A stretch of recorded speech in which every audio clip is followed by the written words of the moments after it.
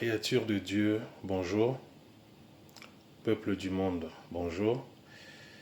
Bien-aimés frères et sœurs, bonjour. Nous sommes mercredi 18 décembre 2024. Je débute avec vous en ce jour un thème, un enseignement, une prédication marathon. Je vous invite à être très attentif à l'écoute. Je vous invite également à préparer vos questions. Je vous invite, pour ceux qui ne l'ont pas encore fait, de vous abonner. Vous avez mes deux pages, TikTok et YouTube, Tribaquetiste.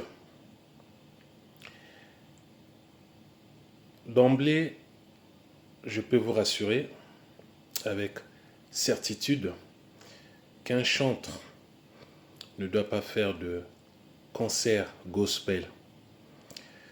J'y reviendrai sur l'étymologie, le sens exact du mot gospel. Déjà, ce que vous pouvez retenir, gospel est un mot, un ensemble de lettres composé de voyelles et de consonnes, qui à l'origine est en grec, en anglais, en français, signifie tout simplement évangile. Tout ce qui est concert, ça ne glorifie pas Dieu en Jésus-Christ. Parce que notre Seigneur Jésus-Christ ne veut et ne voudrait jamais partager sa gloire avec sa créature. La preuve, celui qu'on appelait autrefois l'ange de lumière, je vais dire Satan, fut chassé de la présence de l'Éternel Yahvé, Jésus-Christ, parce qu'il voulait aussi que les autres puissent l'adorer, comme tous le faisaient pour l'Éternel Yahvé, leur Créateur. Et comme on dit, je plante le décor. C'est une introduction aujourd'hui. Alors, qu'est-ce que c'est la louange? Qu'est-ce que c'est l'adoration? Dans le mot louange, nous avons trois verbes. Louange signifie tout simplement invoquer l'Éternel. Retenez le premier verbe. Deuxième verbe, louer l'Éternel. Troisième verbe, célébrer l'Éternel. Trois verbes. Que signifie invoquer l'Éternel?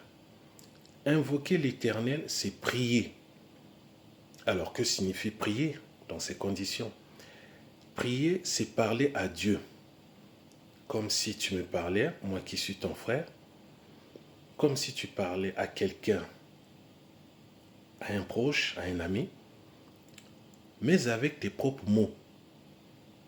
Prier Dieu, c'est parler à Dieu avec tes propres mots, et non des formules d'hommes, des phrases d'hommes.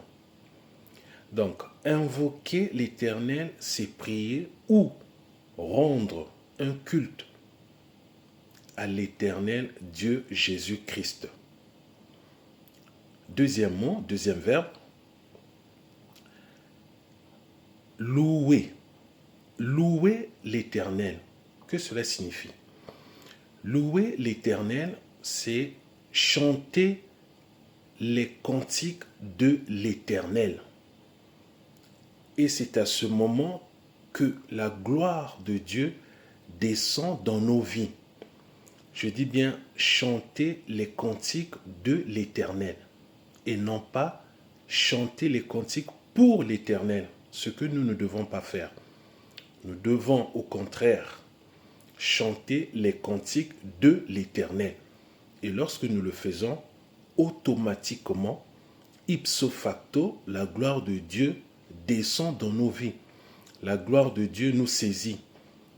Et c'est ce que l'apôtre Paul et Silas furent quand ils étaient en prison, alors que les deux n'avaient rien fait de mal ni de mauvais, tout simplement parce qu'ils annonçaient la bonne nouvelle.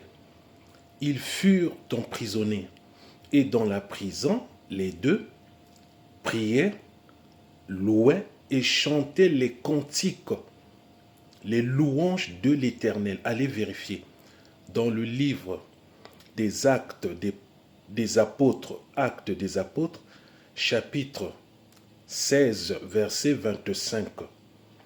Et le dernier verbe, le dernier mot, toujours dans la définition de louange, est célébrer l'Éternel. Que cela signifie célébrer l'Éternel? Célébrer l'Éternel, c'est sauter et danser pour l'Éternel Dieu Jésus-Christ. Ça, vous trouverez dans 1 Chronique, chapitre 15, verset 29. Lorsque l'arche de l'alliance de l'Éternel entrait dans la cité de David, le roi David s'est mis à sauter et danser. Malheureusement, la fille du roi Saül, ce roi qui a été rejeté parce qu'il avait désobéi à l'Éternel, se moquait de David. Cette fille, on l'appelle Michal. Et c'est comme ça que l'Éternel avait frappé cette fille de stérilité. Voilà la définition du mot louange. Maintenant, nous passons au deuxième mot, adoration. L'adoration, c'est l'action d'adorer. Adoration égale action d'adorer. Mais que signifie adorer? Puisque c'est l'action d'adorer, que signifie adorer?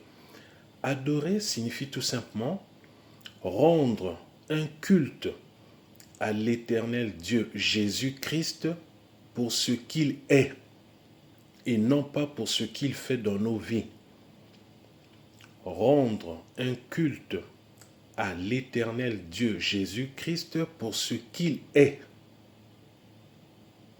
C'est-à-dire, tu l'adores parce qu'il est le Créateur. Tu l'adores parce qu'il t'a créé à son image et selon sa ressemblance. C'est ça. Tu l'adores parce qu'il est le maître de l'univers. Tu l'adores parce qu'il est le Dieu de l'infini. C'est ça. En d'autres termes, adorer signifie aimer. Aimer infiniment l'Éternel, passionnément, ou l'apprécier beaucoup. C'est-à-dire, tu aimes passionnément l'Éternel, toujours pour ce qu'il est, et non pas pour ce qu'il fait dans ta vie. Ou tu l'apprécies tout simplement beaucoup. C'est ça, adorer. En un mot, la louange et l'adoration constituent la nourriture de Dieu. La prochaine fois, je vous apporterai les références. Je vous donnerai également la définition exacte du mot gospel. Donc, la louange et l'adoration constituent la nourriture de Dieu. Car toi et moi avons été créés pour adorer l'Éternel, pour le louer. Parce que nous sommes esprits avant tout, faits à l'image de Dieu et selon sa ressemblance. C'est ça. Vous avez compris? Donc, j'attends vos commentaires. J'attends vos commentaires. J'attends vos questions. Comme je vous disais, je ne serai pas long aujourd'hui parce qu'il s'agissait tout simplement d'introduction. J'ai planté le décor, le préambule. Voilà, je m'arrête là pour aujourd'hui. Donc, nous reviendrons très rapidement. J'ouvre une parenthèse. Je reviendrai également quand il s'agira de parler des sujets d'actualité pour vous apporter le réma, la révélation. Parce que l'enfant de Dieu, le chrétien, pour l'instant, l'Église n'est pas encore enlevée. Donc, le Seigneur nous permet de pouvoir suivre tout ce qui se passe